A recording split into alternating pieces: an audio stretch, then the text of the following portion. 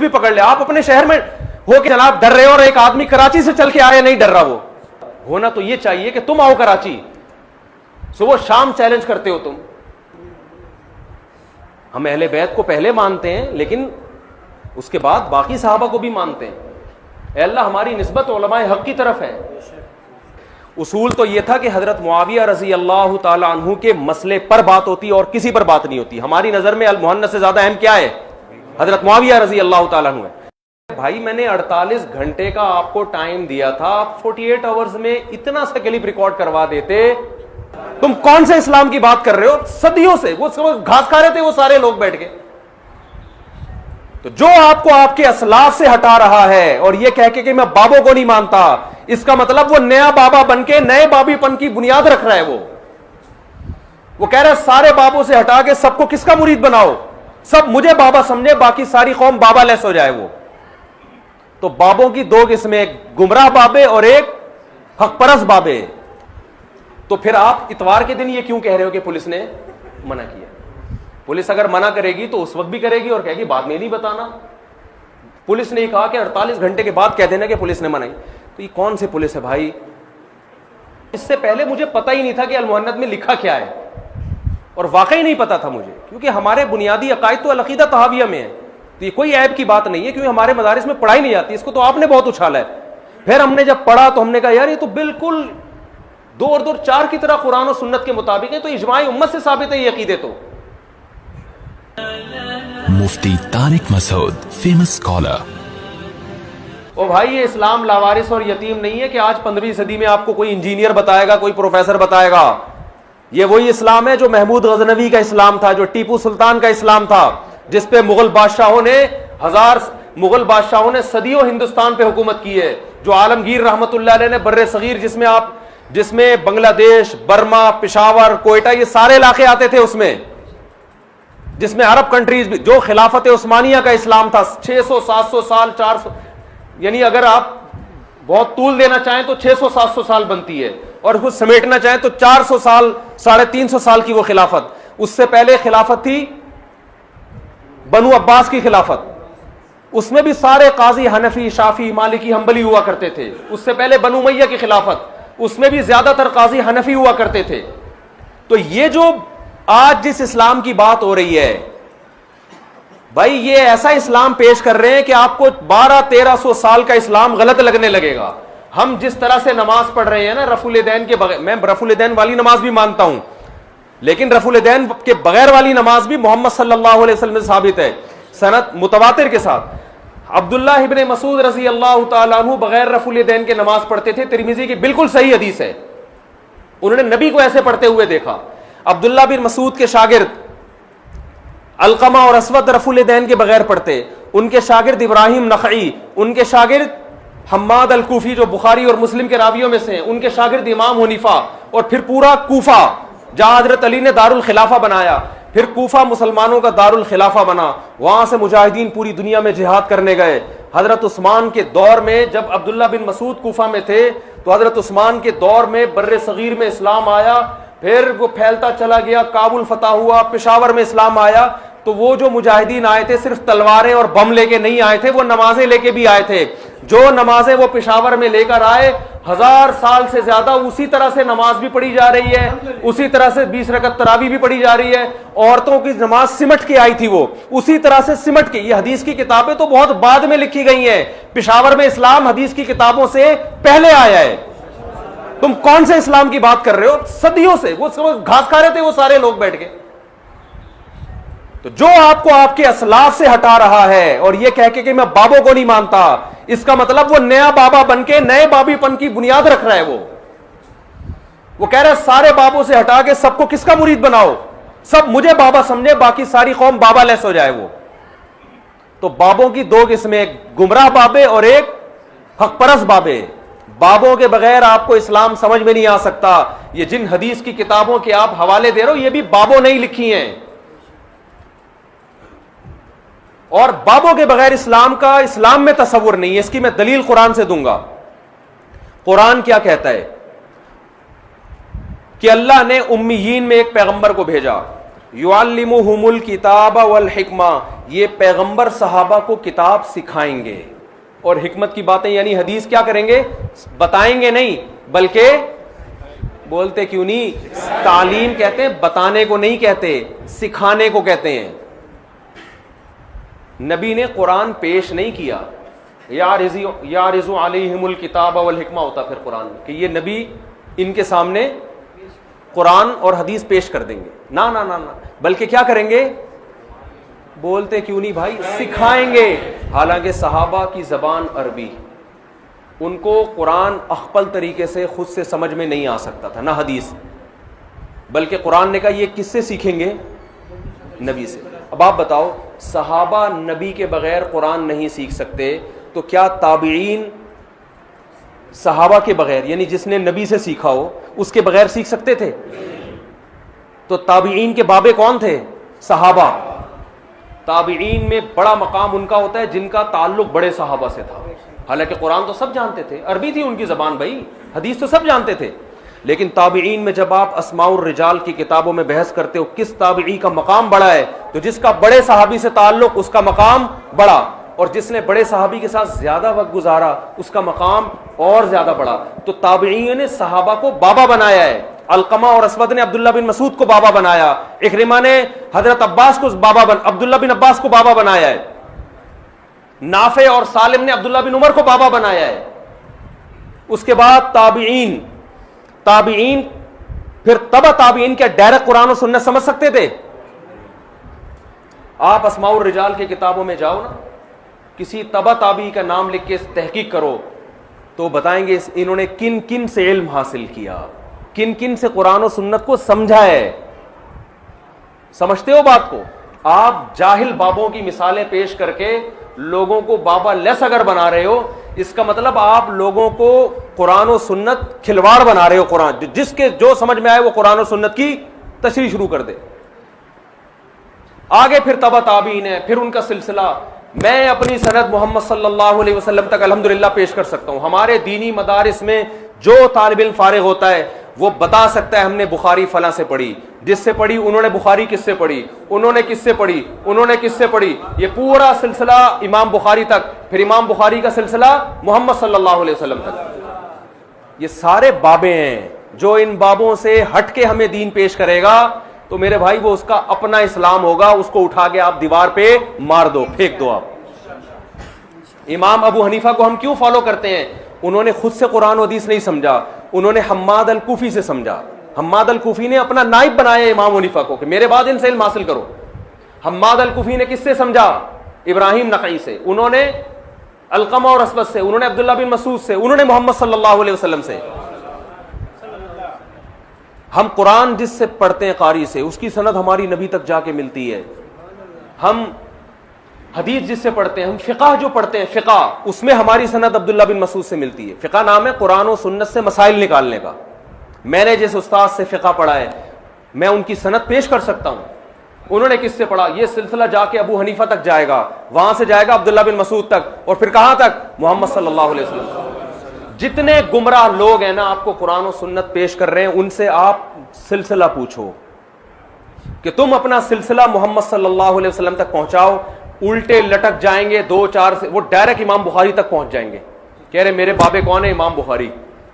ये ऐसा ही है जैसे आपको किसी के बाप का ना पता चल रहा हो, आप कहें यार आपके वालिद साहब का कभी सुना ही नहीं कोई तस्करा, चलो कब्र ही दिखा दो। वो कहे मेरे वालिद मोहतरम हजरत नूह अलैहिस्सलातु वस्सलाम, क्योंकि वो तो सबके बाप है। अबे तो टैग नूह से डायरेक्ट कैसे पैदा हो गया भाई? तो नूह अलैहिस्सलाम से पहले हाम पैदा हुआ, याफिस और हाम साम याफिस थे ना नूह अलैहिस्सलाम के 3 बेटे, फिर उनके बेटे। चलो इतना ऊंचा का नसब याद नहीं होता, 2-4 पुश्तों तक तो याद होता है ना। अबे कुछ नहीं तो अपने अब्बा का नाम ही बता दे। दादा हम खुद ही तलाश कर लेंगे नादरा वालों से राब्ता करके। कोई बाबा नहीं है, मैंने खुद से इल्म हासिल किया है भाई। इसका मतलब वो तो शुक्र है जेहलम में सामने नहीं आया, हकीकत बता रहा हूं। और अभी देखो कैसे 2-2 घंटे के फालतू किस्म के क्लिप। आप टू द पॉइंट बात क्यों नहीं करते मेरे भाई? आपको आप बता देते मैं 48 घंटे में क्यों नहीं आए, बात 5 मिनट में भी बताई जा सकती है ना। اتنا طول دیا جا رہا ہے کہ جہاز سے نہیں آئے تھے تو جہاز سے آئے تھے تو پیدل نہیں آئے. یعنی انجینئر صاحب سے بحث کرنے کے لیے چند شرطیں ہیں اسلام میں, بخاری میں لکھی ہوئی ہیں. نمبر 1, انجینئر صاحب سے بحث کے لیے ضروری ہے کہ آپ کے ملین سبسکرائبر ہوں گے, ورنہ آپ بات نہیں کریں گے. دوسری شرط یہ کہ آپ کے ساتھ امام کعبہ اور مفتی تقی عثمانی صاحب آئیں گے. یعنی کتنا بڑا اپنے آپ کو ایک آدمی فنڈر سمجھ رہا ہے. تیسری شرط اسلام میں یہ ہے کہ انجینئر صاحب سے اگر آپ بات چیت کے لیے آئیں گے تو بائی ایئر آنے کی آپ کو اجازت نہیں ہے. آپ 22 گھنٹے کا 20 گھنٹے کا سچی مچی کا سفر کر کے آئیں گے. آپ راکٹ میں آنے کی تو بالکل اجازت نہیں ہے. جہاز میں نہیں تو راکٹ میں تو بہت جلدی پہنچ جاتا ہے آدمی. چوتھی شرط یہ ہے کہ آپ کو جہلم اور کراچی کا فاصلہ بتانے کی بھی اجازت نہیں ہے. اور اگر آپ نے جہلم اور کراچی کا فاصلہ بتایا تو گھنٹوں میں بتانے کی اجازت نہیں ہے, کلومیٹر بتائیں آپ. میں نے غلطی سے بول دیا نا 20 اور 22 گھنٹے, وہ میرے گلے پڑ گیا کہ بھائی جہاز سے تو 2 گھنٹے کا ہے. تو بھائی جہاز سے تھوڑی بتا رہا ہوں میں, جہاز سے تو دبئی بھی 2 گھنٹے کا ہے یار. جب ملک کے اندر 2 شہروں کے فاصلے بیان کیے جاتے ہیں تو ٹرین اور بس کا بیان کیا جاتا ہے, جہازوں کا نہیں بیان کیا جاتا. لیکن آپ سے بات چیت کے لیے شرط یہ کہ آئندہ کبھی کوئی جہلم جائے تو فاصلہ بتانے کی اس کو اجازت نہیں ہے, اور بتائے تو کلومیٹر میں بتائے. وہ آئی بات سمجھ میں, کلومیٹر میں بتائے, جہاز سے بھی نہ آئے. 5ویں شرط اسلام میں انجینئر علی مرزا سے بات چیت کے لیے جو اسلام میں شرط ہے, کیونکہ وہ ہر بات قرآن و سنت کے مطابق کرتے ہیں نا, شرط یہ کہ کتابوں کا بورا آپ کو لانے کی اجازت نہیں ہے. آپ کو کتابوں کا بورا, کیونکہ اس پہ بھی انہوں نے مذاق اڑایا, کتابوں کا بورا کیوں لے کر آئے بھائی, صرف ایک قرآن لانے کی اور ایک بخاری لانے کی اجازت ہے. یہ بھی ایسی ایسی شرطیں جو آج تک اس کائنات میں کسی نے نہیں. 6ٹھی شرط یہ ہے کہ آپ اکیلے آئیں گے یا مفتی تقی صاحب امام حرم آئیں گے. 5 آدمی آپ کو لانے کی اجازت نہیں ہے. یعنی میں اتنی کتابوں کا بورا خود ہی اپنے کندھے پہ اٹھا کے لے کے جاؤں گا, اور مجھے اگر حوالہ تلاش کرنا ہوا, ہم نے تو کام ڈیوائڈ کیے ہوئے تھے نا بھائی. ایک رجسٹر تھا, اس میں انجینئر کے کلپ کے حوالے تھے, وہ میں نے اپنے بھانجے کو, بیچارہ 18 سال کا لڑکا ہے وہ, اس کے پکڑایا ہوا تھا, یار جو جو کلپ مانگتا جاؤں مجھے نکال کے دیتے رہنا. اس تعاون کی بھی انجینئر صاحب کی طرف سے ہمیں اجازت نہیں ہے کہ ہم کسی سے یہ تعاون, وہ لیپ ٹاپ بھی میں اپنے پاس رکھوں ہے بھائی, اور جناب اللہ بھلا کرے آپ کا, ساری کتابیں بھی میں اپنی جیب میں ڈالوں. اور اگر میں وہاں کسی سے طلب کرتا ہوں یار یہ, میں نے ایک مولانا صاحب بھی تھے, بہت میرے شاگرد ہیں, وہ بیچارہ بھی فارغ ہوا ہے جامعۃ الرشید سے دورے سے, اس کو میں نے حوالوں کے لیے کہ میں جس حدیث کا حوالہ مانگوں فوراً کتاب نکال کے, کیونکہ عالم یہ کام زیادہ اچھا کرتا ہے. یہ تعاون کی بھی انجینئر سے بات چیت کے لیے آپ کو اجازت نہیں. حوالے بھی میں وہاں بیٹھ کے خود ہی نکال رہا ہوں گا, بیٹھ کے کلپ بھی اس کے خود ہی نکال, سارے کام میں خود ہی کروں گا. تو یہ 1.5 گھنٹے میں تھوڑی ہوگا, پھر یہ 3 گھنٹے میں تھوڑی ہوگا, اس کے لیے تو 15 گھنٹے چاہیے. اور چلو اگر یہ شرط آپ کی طرف سے تھی کہ 5 آدمیوں کو بٹھانے کی اجازت میرے علاوہ, یعنی یا 6 آدمیوں کو بٹھانے کی اجازت نہیں ہے, تو یہ شرط میں بھی انجینئر کی طرف سے یہ شرط ہے کہ 48 گھنٹوں کے اندر آپ یہ اناؤنس نہیں کر سکتے کہ مفتی صاحب میں آپ سے اس شرط پہ بات چیت کرنے کے لیے آمادہ ہوں کہ کیمرہ مین کے علاوہ کسی اور کو بیٹھنے کی اجازت نہیں. آپ یہ 48 گھنٹے میں اناؤنس کر دیتے نا میرے بھائی, آپ 48 گھنٹے میں کہہ دیتے کہ مفتی صاحب نے یہ جو کہا ہے نا کہ 6 آدمی آئیں گے, یہ مجھے بالکل بھی پسند نہیں, مجھے بالکل بھی پسند. وہ ایک آدمی نے کہیں رشتے کا پیغام بھیجا نا, تو لڑکی والوں نے لڑکے کو بلایا, ان کو لڑکا بالکل پسند نہیں آیا, انکار کر دیا, لڑکا چلا گیا, چلو بھائی ہماری قسمت. اس کے بعد لڑکی کے ابا نے لڑکے کو فون کیا, بیٹا آپ گھر پہنچ گئے؟ جی پہنچ گیا. بیٹا میں ایک بات آپ سے کہنا چاہتا تھا کہ آپ مجھے بالکل پسند نہیں آئے. لڑکے نے کہا ٹھیک ہے انکل کوئی بات نہیں, تو یہ فون کرنے کی کیا ضرورت تھی, وہ تو آپ نے وہیں بتا دیا تھا کہ یہ رشتہ نامنظور ہے. تو وہ لڑکی کا باپ کہتا ہے دیکھیں نامنظور تو ہے لیکن اس کی وجہ میں نے نہیں آپ کو بتائی تھی. نامنظور تو ہے, وجہ یہ کہ مجھے بالکل پسند نہیں آیا. اس نے کہا انکل چلے کوئی بات نہیں. کہہ رہے یہ ذرا میری وائف سے بھی بات کریں. تو وائف نے اٹھایا, بیٹا آپ ہمارے گھر آئے تھے نا, مجھے بھی آپ بالکل پسند نہیں آئے, مجھے بھی آپ بالکل پسند. پورے خاندان سے اس کی بات کرائی, وہ بیچارہ گالیاں دینے پر آ گیا, یار بھائی نہیں پسند آیا تو فون بند کرو یار. تو انجینئر صاحب کو اگر یہ بالکل بھی پسند نہیں تھا کہ میرے ساتھ کیمرہ مین کے علاوہ کوئی اور آدمی آئے, تو ابے بھائی میں نے 48 گھنٹے کا آپ کو ٹائم دیا تھا, آپ 48 آورز میں اتنا سا کلپ ریکارڈ کروا دیتے کہ مفتی صاحب مجھے یہ بالکل پسند نہیں ہے کہ کتابیں اٹھانے کے لیے بھی کوئی آپ کے ساتھ ہو. تو آپ کو کیا جا رہا تھا بھائی؟ 48 آورس کا تو ہم نے یہ ٹائم تھوڑی دیا تھا کہ آپ بات کریں, ریپلائی کریں پازیٹیو کہ آپ آمادہ ہیں. وہ شرطیں تو ہوتی رہیں گی طے بیٹھ کے, لیکن انجینئر صاحب سے آئندہ بات چیت کے لیے اسلام یہ کہتا ہے انجینئر صاحب کی تحقیق کے مطابق کہ کوئی ایسا کام آپ نے بالکل بھی نہیں کرنا جو انجینئر صاحب کو بالکل بھی پسند نہ ہو. اچھا, چھٹی بات انجینئر صاحب سے بات چیت کے لیے اسلام نے جو شرط لگائی ہے قرآن و سنت کی روشنی میں, وہ یہ کہ آپ کو جانا بھی اتوار ہی کو پڑے گا.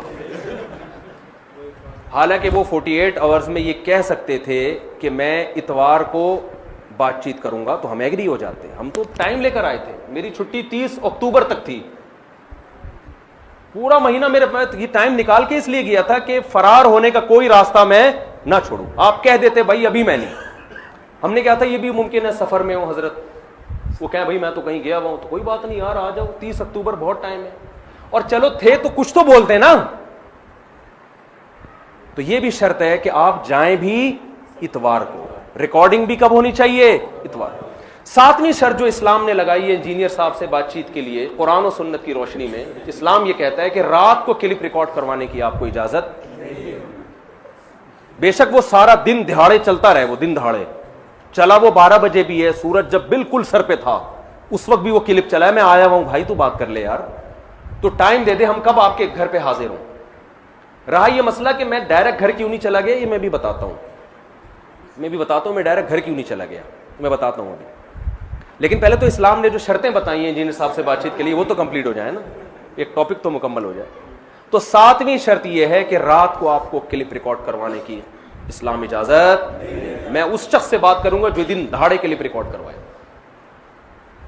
سمجھ رہے ہیں بات؟ اور کیا شرطیں, چند شرطیں اور بھی آئی ہیں ان کی. ہاں, 8ویں شرط یہ ہے کہ اس صورت میں اجازت دوں گا کہ پولیس نہ روکے. جو ان کا اپنا بنایا ہوا ڈرامہ ہے کہ پولیس نے روکا تھا, وہ میں بھی بتاتا ہوں کہ ڈرامہ ہے وہ.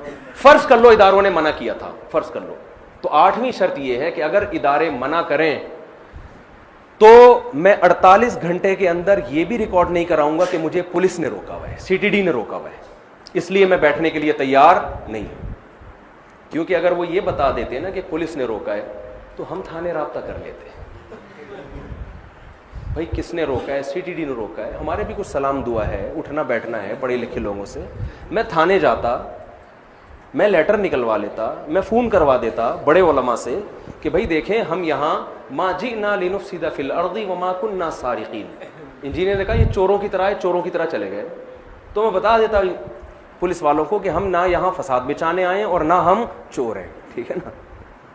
تو ہم کوئی یہ اس بات کی ضمانت دیتے ہیں کوئی دست و گریبان نہیں ہوگا. اور جب تھانہ ہم سے کہتا کہ بھئی آپ کیسے ضمانت دے رہے ہیں کہ کوئی پھڈا نہیں ہوگا, تو ہم بتاتے کہ ہم نے یہ شرطیں طے کی ہیں, اس میں ہم نے اتنے آدمی رکھے ہیں, کوئی پھڈے باز نہیں ہے. اور ہم یہ بھی کر سکتے تھے کہ عین جب مناظرے کا ٹائم ہو, کس وقت شروع ہوگا, تو اس تاریخ کو ہم اس وقت کو مخفی رکھ سکتے تھے تاکہ لوگوں کا ہجوم اکٹھا نہ ہو جائے, ٹھیک ہے نا. تو بہت سارے طریقے ہو سکتے تھے جو ہم پہلے سے سوچ کے گئے تھے کہ تھانے سے بھی بات ہو سکتی ہے, یہ بھی ہو سکتا ہے, اور انکوائری بھی ہو سکتی ہے کہ تھانے نے واقعی روکا بھی ہے کہ نہیں روکا. لہذا انجینئر سے آئندہ بات چیت کے لیے, یا کوئی بھی اسلام میں کوئی بھی عالم جاتا ہے بات چیت کے لیے, اسلام نے شرط لگائی ہے کہ انجینئر سے بات چیت جب ہو سکتی ہے کہ جب انجینئر یہ دعویٰ کرے کہ مجھے پولیس نے نہیں روکا. اگر اس نے دعویٰ کر دیا کہ مجھے پولیس نے روکا ہے تو سامنے والے کو اس دعوے کی تحقیق کی بھی اجازت نہیں ہے. اور انجینئر صاحب اس کے بھی پابند نہیں ہے کہ 48 گھنٹے کے اندر یہ کلپ ہی ریکارڈ کروا دیں کہ میں پولیس کی وجہ سے یا انتظامیہ نے کسی کا نام لیے بغیر مجھے انتظامیہ نے روکا ہے. تو آئندہ کوئی بھی جب جائے نا تو شرط یہ. اور نویں بات یہ ہے کہ انجینئر سے بات چیت کے لیے نویں شرط یہ ہے کہ جب وہ یہ دعویٰ کریں مجھے پولیس نے روکا ہے, تو اس میں کوئی ان سے یہ پوچھ نہیں سکتا کہ پولیس نے صرف آپ کو کیوں روکا ہے, مفتی صاحب کو کیوں نہیں روکا. آپ کہہ سکتے ہیں مفتی صاحب تو مارکیٹ سے شارٹ ہو گئے تھے, نظر ہی نہیں آ رہے تھے. تو مفتی صاحب شارٹ اس لیے ہوئے تھے کہ کسی کو جب نمائندہ بنایا جاتا ہے تو شارٹ ہونے ہی کے لیے بنایا جاتا ہے. تو رش لگ رہا تھا, لوگ آ رہے تھے, ملاقات کر رہے تھے, میں اس کام سے رہ جاتا. میں نے کہا یہ نومینیٹ کیا ہے, تو نمائندے کو پولیس پکڑ لیتی. ان کا پہلا بیان ہے کہ پولیس تلاش کر رہی ہے مفتی صاحب کو. تو یار مفتی صاحب نہیں مل رہے, مفتی صاحب نے ایک بندے کا یوٹیوب پہ نمبر دیا ہوا ہے, نمائندہ مل رہا ہے, پولیس اس کو اٹھائے, بولے نکال بھائی مفتی کہاں گیا. نہ مفتی کو تلاش کر رہی ہے, نہ نمائندے کو کچھ کہہ رہی ہے, نمائندہ دن دناتا ہوا گھوم رہا ہے, ہاں بھائی کوئی جواب نہیں آ رہا انجینئر کی طرف سے, کوئی کلپ اپلوڈ نہیں ہو رہا. پولیس نہ اس کو دھمکیاں دے رہی ہے نہ کچھ کہہ رہی ہے. پولیس نے آپ کو کہا ہوا ہے انجینئر صاحب اگر آپ نے کلپ اپلوڈ کیا نا تو آپ دہشت گردوں کی لسٹ میں شامل ہو جاؤ گے. میں تو کہتا ہوں غیرت مند آدمی ہوتا نا وہ کہتا ہے اب جاؤ یار جیل چلے جائیں گے ایسی کی تیسی, بھائی تھوڑے دن چلے جاتے یار آپ جیل. اول تو کوئی جیل ویل کی کہانی نہیں تھی. آپ کہتے یار ایک آدمی وہاں سے چل کے آ گیا اور میں نے اتنے مناظرے کیے ہیں, میں اپنے فینس کو کیا منہ دکھاؤں گا, اپنے فالوورز کو کیا منہ دکھاؤں گا. کوئی بات نہیں یار, ہم تب تو بمانگے دھول ایسی کی تیسی آ گیا تو پولیس بھی پکڑ لے. آپ اپنے شہر میں ہو کے جناب ڈر رہے ہو اور ایک آدمی کراچی سے چل کے آیا نہیں ڈر رہا. وہ کسی نے بڑی اچھی پوسٹ چلائی تھی 48 گھنٹوں کے بعد کہ یہ خبر غلط ہے کہ انجینئر صاحب شرم سے پانی میں ڈوب کے ہلاک ہو گئے ہیں. یہ خبر غلط ہے کیونکہ ان کا بیان آ گیا. آپ اپنے فینس کو کیا منہ دکھاؤ گے, آپ اپنے فالوورز کو کیا منہ دکھاؤ گے. یار ایک آدمی وہاں سے آ کے ببانگے دول تمہیں اعلان کر رہا ہے میں آ گیا ہوں اور آؤ جواب دو, اور آپ کو ڈر کس سے لگ رہا ہے. آپ تو مجدد ہو اس صدی کے, آپ کو تو حق کے لیے کچھ قربانی دینی چاہیے. تو سب ڈرامہ ہے یہ پولیس وولیس کی کہانیاں. اور اگر یہ پولیس کا کیس تھا, پولیس نے منع کیا تھا, آپ 48 گھنٹے کے اندر یہ تو ریکارڈ کروا دیتے کہ میں اس لیے جواب نہیں دے رہا کہ مجھے پولیس نے منع کیا. آپ کہہ سکتے پولیس نے یہ کہنے سے بھی منع کیا تھا کہ پولیس نے منع کیا ہے, تو پھر آپ اتوار کے دن یہ کیوں کہہ رہے ہو کہ پولیس نے منع کیا. پولیس اگر منع کرے گی تو اس وقت بھی کرے گی اور کہے گی بعد میں نہیں بتانا. پولیس نے یہ کہا کہ 48 گھنٹے کے بعد کہہ دینا کہ پولیس نے منع. تو یہ کون سی پولیس ہے بھائی, یہ اس طرح کی مارکیٹ میں پولیسیں نہیں پائی جاتی. تو یہ نوی شرط ہے انجینئر سے بات چیت کرنے کے لیے. اور کمال کی بات یہ ہے کہ میں 48 گھنٹے جہلم میں رہا, اس کے بعد میں نکلا اور نکل کے بھی میں 2 دن مضافات میں گھومتا رہا ہوں. وہ میں بھی جہلم کے مضافات کی ویڈیو بھی اپلوڈ کروں گا. میں نے بھینسوں کا دودھ کہاں پیا, میں تو گاؤں میں چلا گیا تھا, اتنا مزہ آیا مجھے تو. گاؤں کی زندگی اچھی لگتی ہے. جہلم کے گاؤں گیا, بھینس کا دودھ پیا, ایک بھینس کی آنکھوں پہ پٹی بندی بھی دودھ نکال رہا ہے اس کی میں نے ویڈیو بنائی, انٹرویو لیا بھینس کا. میں نے کہا بھائی کیا مسئلہ ہے, تمہارے ان سے خدمت لے رہے ہیں, اوپر سے تمہیں اندھا کیا ہوا انہوں نے. تازہ دودھ پیا میرے ساتھ, اور وہی ساتھی بھی تھے وہی جو ہے نا جن کو وہ اٹھنے گنڈے اور پتہ نہیں دہشت گردی اور لاٹھیاں اور پتہ نہیں کیا گیا فضول. یار کراچی سے اڑ کے کوئی کسی کے گھر پہ ڈنڈے چلائے گا جا کے, اس کو تو خود خوف ہوگا کہ جو آتا ہے دوسرے شہر میں وہ تو ڈرا ہوا ہوتا ہے. اللہ کا شکر ہے ہم ڈرے ہوئے نہیں تھے, لیکن کیونکہ ہمیں پتا تھا ہم نے کچھ نہیں کرنا بھائی, ہم کوئی یہاں گنڈا گردی کرنے تھوڑی آئے ہیں. تو ہم مضافات میں گھومتے رہے اور دودھ پیا اور وہ بڑی ویڈیوز بنائی ہم. پھر اور ادھر مختلف علاقوں میں, پھر 2 دن پھر ایبٹ آباد چلا گیا. جمعے کا بیان, کوئی رپلائی نہیں. جہاں مفتی طارق مسعود کا جہاز کراچی میں اترا ہے اور ایئرپورٹ پہ میں آیا ہوں اور چند لوگ کھڑے ہوئے تھے پھول لے کے بیچارے, یہ نہیں کہ کوئی آدھا کراچی آ گیا ہو, چند لوگ بیچارے کھڑے ہوئے تھے, وہ بھی میرے مسجد کے نمازی. وہ پھول وول انہوں نے برسائے, وہ تھوڑے نعرے وارے لگائے, اور کچھ کو تو میں نے سختی سے منع کر دیا, بھائی ہار پھول کی بالکل ضرورت نہیں ہے, شو بازی تھوڑی کرنے گئے تھے ہم. جہاں میں گھر پہنچا ہوں انجینئر صاحب کے جوابات آنا ہو گئے. وہ بولیں گے یار یہ کیا ہو رہا ہے یار. تو یہ نوی شرط ہے اسلام میں انجینئر صاحب سے بات چیت. 10ویں شرط یہ ہے کہ آئندہ جب کوئی جہلم میں آئے تو 48 گھنٹے اس کے لیے ضروری ہے کہ لوگوں کو پتا ہو کہ وہ اسٹے کہاں کر رہا ہے. کھلے عام مسجد میں نماز پڑھے, کیونکہ ان کو جو اعتراضات کیے ہیں کہ ایجنسیوں کو پتا تھا یہ کدھر کھانا کھا رہے ہیں, یہ بھی آیا نا بیان, ایجنسیوں کو پتا تھا کہاں کھانا کھا رہے ہیں, مسجد میں انہوں نے نماز نہیں پڑھی. یہ بھی ضروری ہے کہ جب مفتی صاحب اسلام آباد اتریں تو ان کے چہرے کے ایکسپریشن ایسے ہونے چاہیے کہ اس کائنات میں سب قسم اٹھا کے کہیں کہ بالکل بھی گھبرایا ہوا چہرہ نہیں لگ رہا. حالانکہ میں بالکل گھبرایا ہوا نہیں تھا, پتہ نہیں کہاں سے کوئی فین اٹھا کے کال خود ہی کروائی ہے. وہ ہے نا کہ ایک آدمی کہتا ہے کہ میں الحمدللہ 100 رن بناتا ہوں جب بھی پچ پہ جاتا ہوں. ابے کیسے بناتا, کہتے خود ہی بالنگ کرتا ہوں, خود ہی چھکے مارتا ہوں, خود ہی فیلڈنگ بھی کر رہا ہوتا ہوں. آرام سے بالنگ کی, وہاں جا کے چھکا مارا, وہیں جا کے چھکا ہونے دیا. آپ اپنے ہی منہ میاں مٹھو بن رہے ہو, سارے فیصلے آپ خود کر رہے ہو, شرطیں بھی آپ کی, شہر بھی آپ کا, اکیڈمی بھی آپ کی, ان سب پہ میں مان لیا. اور میں اس پہ بھی ایگری تھا, بھائی تو 48 گھنٹے میں رپلائی تو کر یار, تو پازیٹیو رپلائی. چل یار 6 آدمی ہٹا دیں گے, ان 6 آدمیوں کو. کتابوں کا بورا اچھا نہیں لگ رہا, ہو سکتا ہے نا یہ شرطیں آ جاتی درمیان میں, چل بھائی بورا وار تو بول تو صحیح, اب کیا فائدہ بولنے کا. وہ ایک آدمی لڑائی میں مکہ مارنا تھا نا, اس نے پٹ پٹا کے آیا طبیعت سے,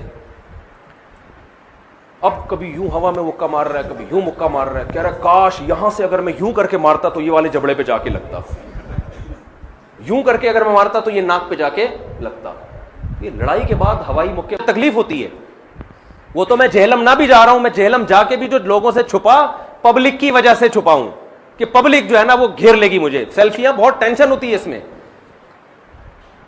لیکن کیا کہانی بنائی ہے یار, اور آپ کے جو فین سامنے بیٹھے ہوئے ہیں, واہ واہ واہ واہ, کیسی باتیں کر رہے ہیں یار وہ بیٹھے. بعض لوگوں نے یہ کہا جو مجھے تھوڑا سا معقول لگا ان کا انداز, ان کا میں جواب دیتا ہوں. انہوں نے یہ کہا کہ مفتی صاحب آپ آرام سے انجینئر کے گھر چلے جاتے, انجینئر صاحب کے ایڈمن نے دعویٰ کیا ہے کہ انجینئر نے دعویٰ کیا ہے کہ انجینئر کے ایڈمن کا ہمارے ایڈمن سے بولو رابطہ, تو رابطہ کر کے آ جاتے. یہ یوٹیوب پہ شور مچانے کی کیا ضرورت تھی؟ سوال سمجھ میں آ رہا ہے؟ بات یہ ہے کہ اگر یہ ہم نے آپس میں ہی چپکے سب کچھ کرنا تھا تو آپ مولانا اشرف علی تھانوی پہ الزام اپنے ایڈمن کو بتاتے کہ مولانا اشرف علی تھانوی رحمۃ اللہ علیہ نے اشرف علی رسول اللہ کلمہ پڑھا ہے. انجینئر اپنے ایڈمن کو کہتا کہ مفتی صاحب کے ایڈمن کو بتا دو تاکہ وہ مفتی صاحب کو بتا دے, تاکہ مفتی صاحب مجھے اکیلے آ کے چپکے سے آئیں, دروازہ کھٹکھٹا کے اندر گھسیں اور سمجھا کے واپس چلے جائیں. آپ جب حضرت معاویہ رضی اللہ تعالی عنہ پر بہتان لگانا تھا آپ نے, تو کیا وہ بہتان آپ نے ہمارے ایڈمن پہ کو بتائے تھے؟ وہ بہتان جو آپ نے حضرت معاویہ رضی اللہ عنہ پہ لگائے ہیں. پھر آپ کا ہر جگہ یہی اسٹائل ہونا چاہیے نا. آپ حضرت معاویہ رضی اللہ تعالیٰ عنہ پہ جھوٹ باندھ رہے ہو, ان پہ الزامات لگا رہے ہو جو میں نے ہائی لائٹ کرنے تھے. وہ الزامات آپ نے اگر لگاتے نا کہ ہمارے ایڈمن کو بتاتے کہ حضرت معاویہ معاذ اللہ نقل کفر ایسے تھے, اور آپ کا ایڈمن پھر ہمارے ایڈمن کو بتاتا, ہمارا ایڈمن مجھے بتاتا, پھر میں چپکے سے آپ کا آ کے اس کے جوابات دے کے چلا جاتا. سارے کام چپکے سے ہوتے تو یہ والا بھی کیا ہوتا؟ بولتے کیوں نہیں؟ چپکے سے ہوتا.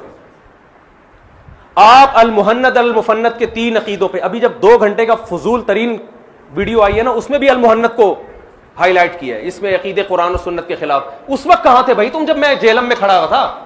میں تمہارے پاس یہی تو سمجھانے آیا تھا. میں تمہاری خیانتیں کہ المحند کو بھی غلط ڈیفائن کر رہا ہے, المحند کی عبارت کو غلط وہ مفہوم بیان کر رہا ہے جو علماء دیوبند مراد نہیں لیتے. بہتان باندھ رہے علماء دیوبند پہ, اور پھر اس پہ غلط دعوے کر رہے کہ یہ قرآن و سنت کے خلاف ہیں. تو ہم یہی تو ڈسکس کرنے کے لیے آئے تھے. 48 گھنٹے رہا ہوں, کوئی بات نہیں. 2 دن مزید گھومتا رہا, جہاں ایئرپورٹ پہ جہاز میرا اترا اور میں گھر پہنچا ہوں, فوراً المحند کے 3 عقیدے یہ قرآن و سنت کے کیا ہے؟ خلاف ہے. کبھی اس کو ڈیفائن نہیں کر سکتے, یہ کبھی اس کا دفاع نہیں کر سکتے. بھائی یہ بیوقوف لوگوں کو متاثر کرنے کے لیے بہت اچھی باتیں ہیں. کوئی پڑھا لکھا آپ کی ان فضول باتوں سے متاثر نہیں ہوگا. میں آیا تھا المحند, پہلے 1.5 گھنٹہ المحند پہ بات کرنی تھی ہم نے. اصول تو یہ تھا کہ حضرت معاویہ رضی اللہ تعالی عنہ کے مسئلے پر بات ہوتی اور کسی پر بات نہیں ہوتی. ہماری نظر میں المحند سے زیادہ اہم کیا ہے؟ حضرت معاویہ رضی اللہ تعالی عنہ ہے. لیکن میں نے آپ کی خاطر, کیا آپ نے یہ بار بار المحند بولو تو میں آ گیا. میں نے کہا چلو پہلے, مجھے بعض لوگوں نے یہ کہا کہ پہلے حضرت معاویہ کا مسئلہ ہوگا پھر المحند. میں نے کہا نہیں, ہم اس کی شرطیں مانتے ہیں, اس کو بھاگنے کا راستہ نہیں ہم نے دینا. میں نے کہا یار کوئی بات نہیں, ہمارے پاس دلائل ہے, اللہ کا شکر ہے, 2 اور 2 4 کی طرح المحند کے صحیح ہونے پر. تو ہمیں کیا ضرورت ہے ہم چوروں کی طرح, کوئی بات نہیں, یہ شرط ہم اس کی مانیں گے. پھر آئیں گے حضرت معاویہ رضی اللہ عنہ کے مسئلے پر. ساری شرطیں کمبخت تمہاری مان لیا. ہونا تو یہ چاہیے کہ تم آؤ کراچی, صبح شام چیلنج کرتے ہو تم کراچی نہیں آتے تو کراچی اور جہلم کے درمیان میں کوئی جگہ طے ہو. ہم نے اس شرط کو بھی, ہم نے کہا نہیں ہم جائیں گے, رسک میں نے لیا ہے. میرے ساتھ تو 4 گارڈ گھومتے ہیں, لیکن میں نہیں لا سکتا تھا اپنے ساتھ گارڈ کو. مجھے لوگوں نے کہا جان کو خطرہ ہے. میں نے کہا کوئی بات نہیں یار, کوئی کام کرنے کے لیے کچھ رسک لینا پڑتا ہے. کوئی گارڈ نہیں تھا میرے پاس, نہ کوئی دہشت گرد, نہ کوئی گارڈ, کچھ بھی نہیں. نہتا چلا گیا میں وہاں پہ.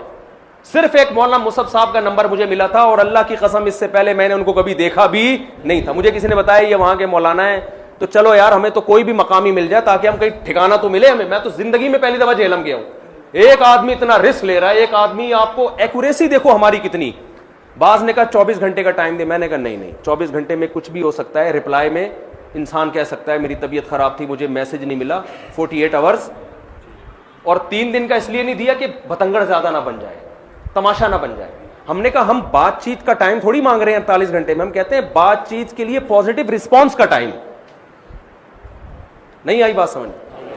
اس کا ٹائم دے رہے ہیں کہ 48 گھنٹے میں صرف آپ اتنا کہہ دو کہ میں ایگری ہوں, شرطیں طے ہوتی رہیں گی بیٹھ کے, ایگری ہوں بس. اور یار اس سے زیادہ خدا کی قسم میں نے آج تک کوئی خاندانی بحث مباحثہ نہیں دیکھا جس میں آپ کا مخالف فریق یعنی میں اتنا وسعت ظرفی کا مظاہرہ کر رہا ہوں میں,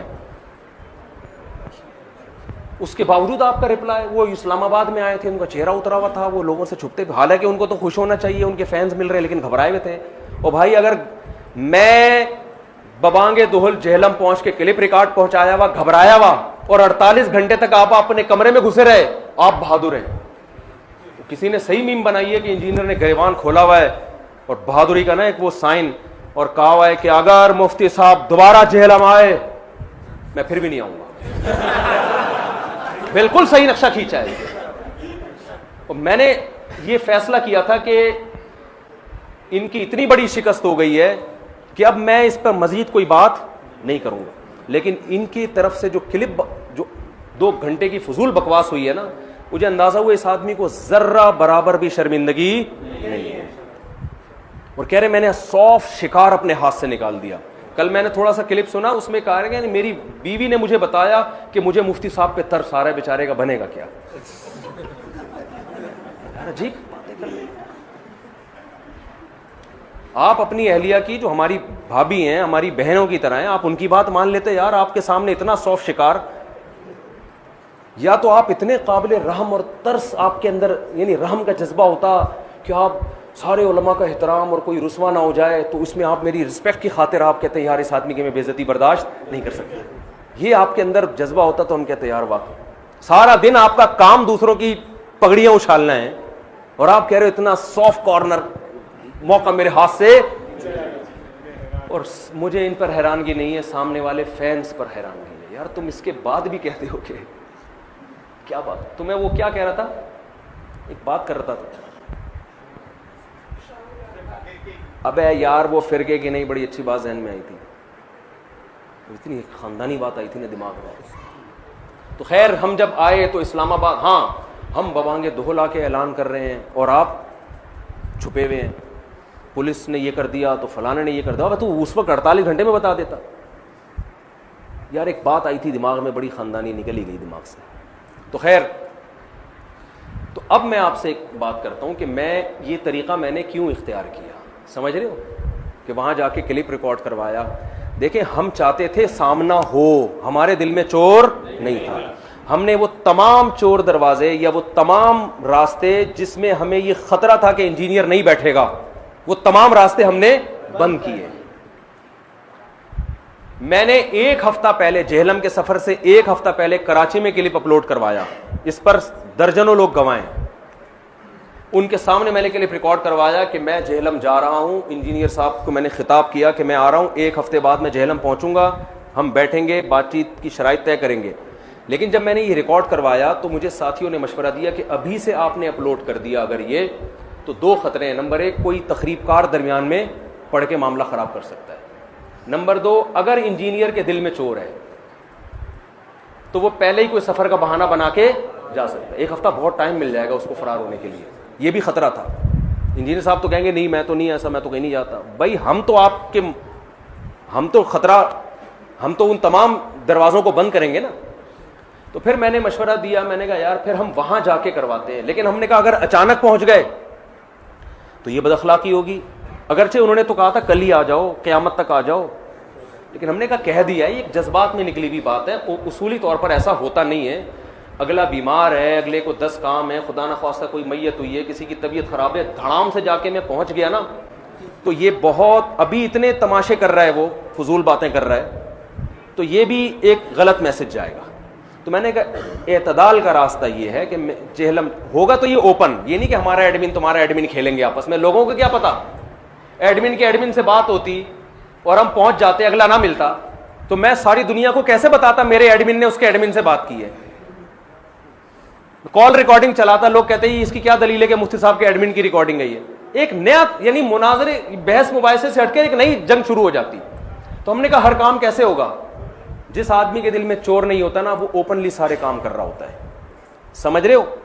تو ہم نے کیا کیا, ہم نے کہا کہ یار ایسا راستہ جس میں اس کی بھی رعایت ہو, انجینئر کی بھی اور میری بھی رعایت ہو.